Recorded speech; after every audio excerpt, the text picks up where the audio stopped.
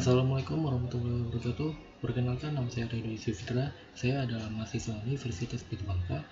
Saya dari kelas T19K3. Sini saya akan menjelaskan tentang keamanan jaringan. Oke, sebelumnya kita mengenal keamanan jaringan dulu ya. Apa itu keamanan jaringan? Keamanan jaringan adalah suatu sistem yang memiliki tugas untuk melakukan pencegahan dan identifikasi kepada pengguna yang tidak sah dalam jaringan komputer. Tujuannya mengantisipasi ancaman dalam bentuk fisik maupun logik, baik secara langsung atau tidak langsung, yang mengganggu sistem keamanan jaringan. Karena sifat dari jaringan adalah untuk melakukan komunikasi dua arah dari pengirim kepada penerima dan juga sebaliknya, komunikasi yang terkirim pada jaringan komputer bisa saja disalahgunakan oleh orang yang tidak bertanggung jawab. Oke, kita sekarang akan membahas serangan pada keamanan.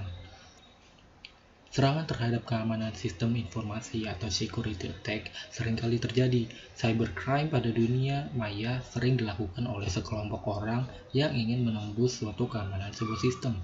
Tujuannya untuk mencari, mendapatkan, mengubah, dan bahkan menghapus informasi yang ada pada sistem tersebut. Oke, setelah menjelaskan serangan pada keamanan, saya akan menyebutkan tipe dari serangan yang biasa dilakukan. Yang pertama ada interception.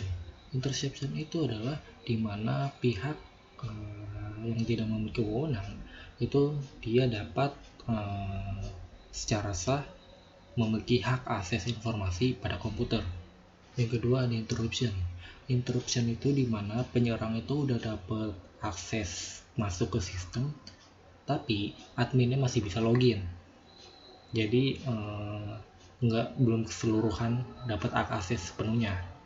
Yang ketiga ada fabrication. Fabrication itu di mana penyerang itu nyisipin atau masukin objek palsu ke dalam sebuah sistem. Yang keempat ada modification. Nah, modification ini yang paling bahaya ya.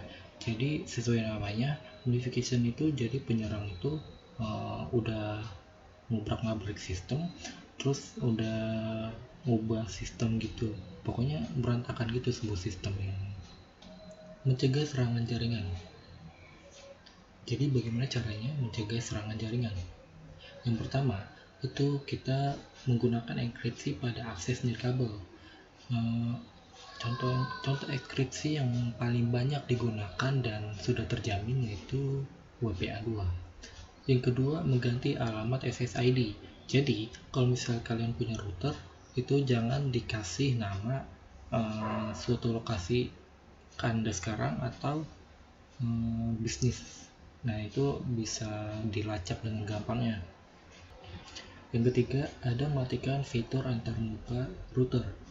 Tujuannya itu biar orang dari luar atau orang yang nggak kenal itu nggak bisa masuk sembarangan. Jadi mereka nggak bisa melihat aktivitas dari router tersebut. Itu cukup bahaya kan. Yang keempat, gunakan antivirus. Pastikan antivirusnya selalu update ya. Lalu yang kelima, melakukan backup. Untuk amannya, kita backup ke dalam hard disk atau biasa orang umum gunakan ke cloud. Oke, lalu gimana sih cara meningkatkan keamanan jaringan? Yang pertama itu kita bahas pengamanan secara fisik dulu. Pengamanan secara fisik bisa dilakukan dengan menempatkan perangkat hardware berada di lokasi yang aman dan mudah diawasi. Selain itu, gunakan ruangan yang bersih jika perlu yang punya AC agar tidak ada debu dan lembab. Lalu, gunakan kunci pengaman khusus agar tidak ada orang yang masuk kecuali memiliki kepentingan saja.